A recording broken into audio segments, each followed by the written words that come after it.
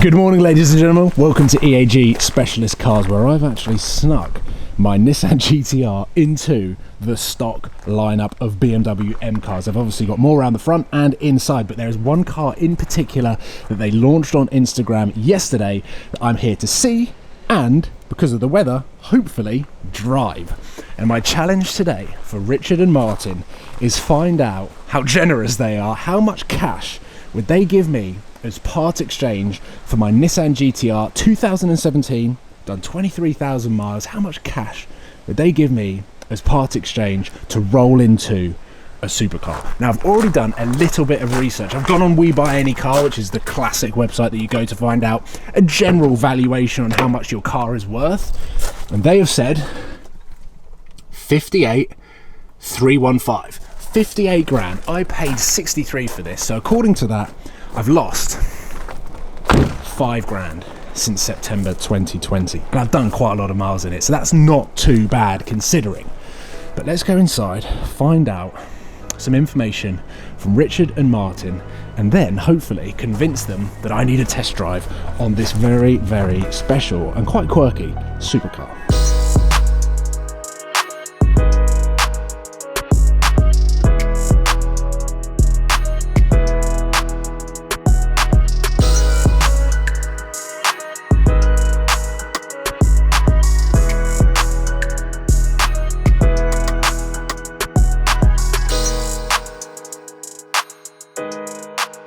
Now, talk about the ultimate two-car garage. This reminds me of my M3, even though it's an M4, and the 600 LT. White, baby blue brake calipers. Some really nice details on this, which I will go over with Martin. Martin, welcome to the channel. How you doing? You right? Now, Martin is in charge of all of the sales here. It's the first time that you've been on my channel, maybe the first time you've been on camera in general. Yeah, any channel or any camera. Look into my eyes, yeah. Don't look into the camera. But what a beast. Yes. I mean, you deal with some pretty special cars, including that M4 over there. But 600 LT is a different monster. Now, this has only been here for 24 hours, and you've already started getting finance quotes for customers calling up. Yep. Now, you use Magnitude Finance, DSG, and Aldermore, as I do. What are the payments looking like? So, £20,000 deposit. Yeah. £1,700 a month. Okay. And that's a 4-year HP with a balloon of 72. Okay, so that sounds like a high monthly payment, but a really low residual balloon payment. Yeah. So you're paying the depreciation, like your monthly payments are going to be bringing the settlement down faster than what it's going to depreciate. That's it, yeah. And when in 4 years' time, is that going to be worth 72? No. and you can keep it for 2 years and then sell it, and you'll still have equity in it, really. Yeah. So I think that's the way finance is going now. They sound more expensive per month to what they were 2-3 years ago before COVID. But what that means is the majority of the time you'll have equity in the car, so you'll be able to pull money out and use it as a deposit for the next car. Yeah, I mean, 9 times out of 10 people change their car within 2-3 years, don't they? So yeah, the positive way to look at it is you've got the equity there to go again. Yeah, sick. I think it looks amazing. I believe we can get the keys and go for a quick spin. Yeah. Let's do it. The thing with the 600 LT is it's a raw experience. There's very little sound deadening inside the car. So like the engine noise, the exhausts are right there, which means it is loud in here. Just being very careful of the exterior carbon pack, being very respectful. This is so cool to be back in a proper supercar. It's been a long time since I've driven anything quite like it. And whilst it's a dry day and a very nice day, it's also bitterly cold. Therefore, I think if we were to put our foot down now, the rear wheels would probably spin up on Trofeo R's. So I'll take it easy. The one thing that I love about this car, which is probably going to confuse loads of people, because we're all told in the car world that if you're buying a track focused car like a 600 LT, you need the buckets. This has got the comfort seats. This is the first time I've been or even seen a 600 LT that has comfort seats. I think it will play into the hands of someone that's looking for an out-and-out supercar that they can drive on a daily basis. Yeah. But obviously 600 LTs are normally known for being near the track. Now, people like to think they're going to go on track in their own cars. It's a different beast when you go and buy a car and then realise how expensive it is to track a car. I'll tell you what, for someone part exchanging a 600 LT into a Turbo S, it makes sense at this time of the year to jump into a Turbo S. You still have the performance, but it's much more usable and accessible when the temperatures are like this. Yeah. When it's going to start raining. The Turbo S is, everyone knows it, is the ultimate everyday supercar. But it's not an occasion like this. Like, you get in this, the doors go up, the visibility, it's a proper supercar. It feels like a supercar, and you get a thrill every time you drive it. So every mile you'll have a smile on your face driving it. Whereas Turbo S can blend between being a really comfy Panamera, yeah, and then you put your foot down, and even then, like, I've driven a few Turbo S's, they're very, very good and very clinical, but the sense of speed is near on zero. Like, when you plant your foot, you have no idea how fast you're going until you look down and it's 160. No, exactly that. I mean, when the Turbo S first came in, Richard took me out in that. Yeah. Obviously, that was tuned. Yeah. 700 brake. Yeah, quite honest. I think probably the quickest car I've ever been. Really? Yeah. And, like, it pinned me back, and we only went to go and pick up a car up from literally about 5 miles out of the showroom. Yeah. And yeah, it just took me by surprise. Yeah. See, I think once the tyres are warm in this, because of how light this is, rear wheel drive, and how McLaren basically build supercar go-karts, I think this would blow your socks off. But sadly, this car is for sale, so we're not going to be doing that. No. And also, whilst we have a cyclist in front of us, we are driving through a 30-mile-an-hour town, so we also can't go, watch this! First time in a supercar. Is it? Driving it, yeah.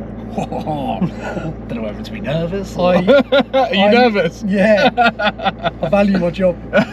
Yeah. What did Richard tell you when you said that you were going to get the keys and we'll go out for a drive? So yeah, just went upstairs to his office and said, just heading out. Yeah, first words, be careful. So whilst you're experiencing your first supercar, I mean, firstly, what a ridiculous supercar to experience for the first time. Because the thing with this, and going back to the Turbo S chat, this has got the drama of a supercar in every sense of the word. Like, the looks, the doors, the exhausts come out the bloody roof. Yeah. It's got a twin turbo V8. When you do push on, it's so loud, it feels like a race car in here. Everything's just so sharp. Yeah, the steering, like with McLarens, you literally sit over the front wheels. The driving position's perfect. Like, you literally feel like, I always call it like you're driving a go-kart. Yeah. It's like perfect supercar driving position. I actually have a McLaren 570 GT saved on my Auto Trader. I'll get it up now. But I was thinking, that's 115 grand. Yeah. This is going to be what, 150? Yeah. So yeah, just shy. A 35 grand difference to buy a car that still has the comfort of a 570 GT, but is definitely a better car. Yeah. And I think I would never have considered it going to a 600 LT, which also, let's be real, is going to hold its value better than a 570 GT. I never considered this because I just thought, oh, like, I'll just get a 570 GT because it can be a supercar, but it can also be like a comfy cruiser, a daily driver. But actually, look, on my saved, black 570 GT on my Auto Trader, 115 grand, and it's done 7,000 miles, whereas this has done 3,000? Yeah, just over. Yeah. 3,300. So how much would you, being generous, how much would EAG Specialist Cars give me as part exchange for a GT-R? Just so that I can do the math. I mean, we looked just before we came out for the drive. Yeah. So realistically, trade-wise for yours, late 50s, 60 would be a good trade value maximum. Okay.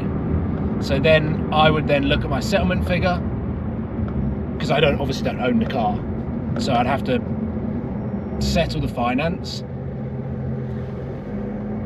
I would still need to put a bit of cash in as a deposit if we were going down 20 grand. Yeah. To then get the monthly figures to like 1,700 quid. Yeah, let's go right, yeah.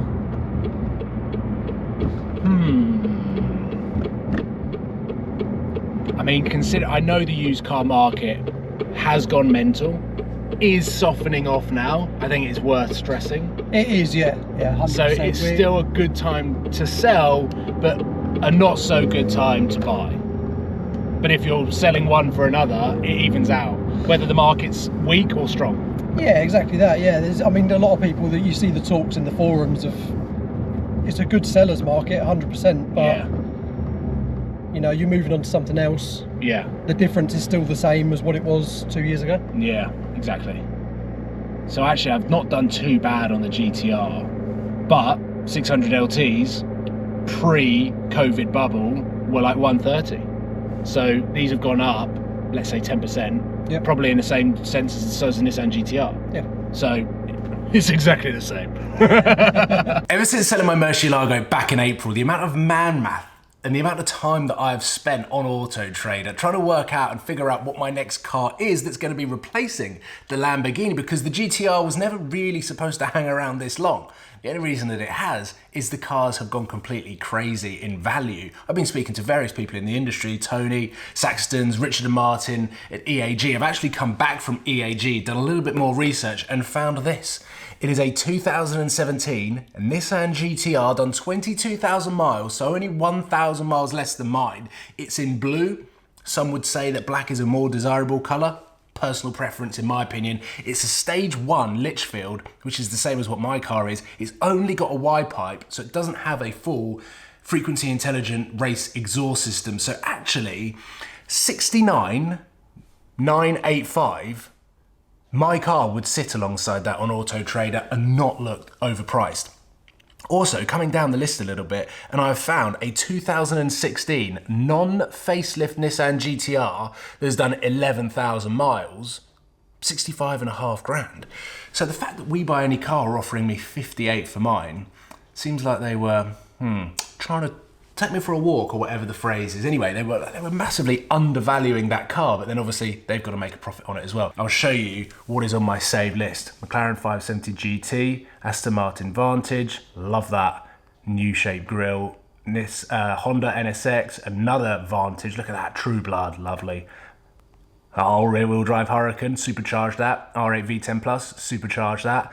And I still have a massive soft spot for these as well. So that is what my Auto Trader looks like at the moment. Let me know in the comments whether you think I'm absolutely mental. I should hold on to the GT-R, tune it, mod it as planned. Wheels still aren't in the UK. Carbon is. There's no point in putting carbon on the car when it hasn't got the wheels. My head is scrambled. I'll see you soon, guys. Take care. Goodbye.